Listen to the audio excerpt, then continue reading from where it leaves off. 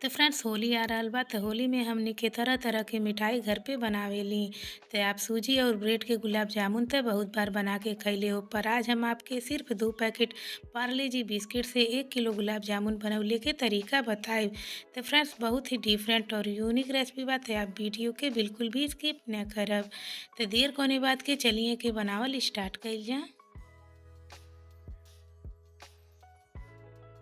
तो फ्रेंड्स पार्ले जी बिस्किट के गुलाब जामुन बनाए खातिर हम यहाँ पर 2 पैकेट पार्ले जी बिस्किट ले लेल बाटी, आप देख सकेली। तो सबसे पहले हमने के खोल के सारा बिस्किट के निकाल लेवे के है।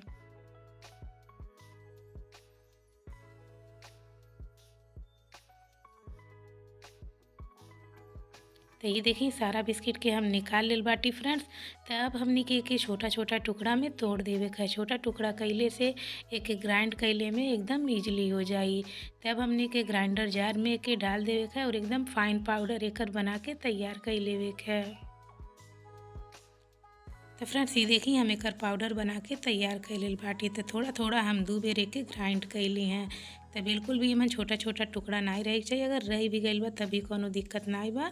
हमनी के जब एकर डो तैयार कइल जाई तो सारा एमन जौन छोटा छोटा टुकड़ा बा उ खत्म हो जाई।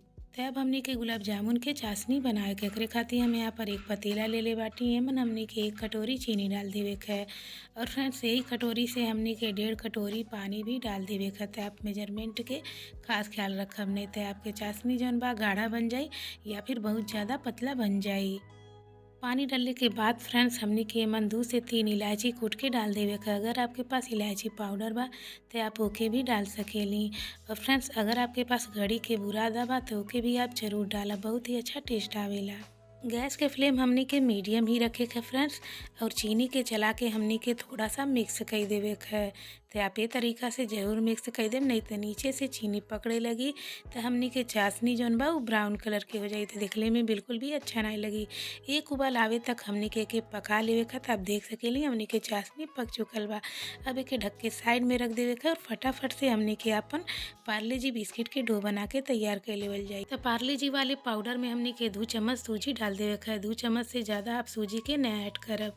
4 चम्मच मैदा डाल देवे का है और साथ में ही हमने के पूरा 2 चम्मच भर भर के खोया डाल देवे के। ऐसे बहुत ही अच्छा गुलाब जामुन में टेस्ट आई।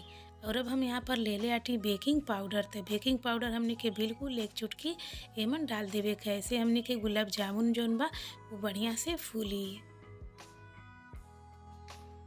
अब ये सारा चीज़ के हमने के बढ़िया से मिक्स कर देवे बा फ्रेंड्स।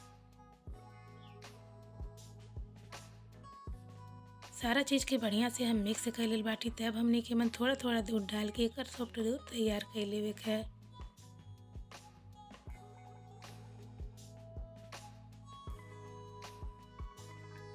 तो यहाँ पर फ्रेंड्स हम एकदम बढ़िया से एकर सॉफ्ट डो लगा लेल बाटी। तो अब हमनी के एकर छोटा छोटा गोली बना लेवे के। तो हाथ में हमनी के घी या तेल कोनो भी चीज़ लगौले के ज़रूरत नहीं बा। आप देख सकेली कितना इजीली हमनी के गोली बन जाता और हाथ में बिल्कुल भी नहीं चिपकता। तो फ्रेंड्स आप एकर शेप छोटा या बड़ा जैसन रखल चाहते ही रख सकेली या फिर आप एके लम्बा में भी बना सकेली। सारा गोली हमनी के बन के तैयार हो चुकल बा। तब हमनी के फ्राई कइल जाई। एके फ्राई करे खातिर हम यहाँ पर कढ़ाई रख दिल बाटी गरम होखे के और हमनी के एमन तेल डाल देवे के है। एके फ्राई कैले खातिर सरसों के तेल के आप यूज बिल्कुल भी न करब। तो ये देखी हमनी के तेल बिल्कुल हल्का हल्का गरम हो चुकल बा। गैस के फ्लेम हमनी के लो रखे के है और जैसे ही तेल गरम हो जा हमनी के ये गुलाब जामुन डाल देवे के है। तो बिल्कुल जैसे हमनी के सूजी के गुलाब जामुन या फिर ब्रेड के गुलाब जामुन के फ्राई करेली लो फ्लेम पे, एके भी हमनी के लो फ्लेम पे फ्राई करे के है। लो फ्लेम पे फ्राई कैले से फ्रेंड्स अंदर तक ही बढ़िया से पक जाई, बिल्कुल भी कच्चा नहीं रही। तो हल्का हल्का हाथ से चला के हमनी के ब्राउन होके तक फ्राई कर लेवे के है।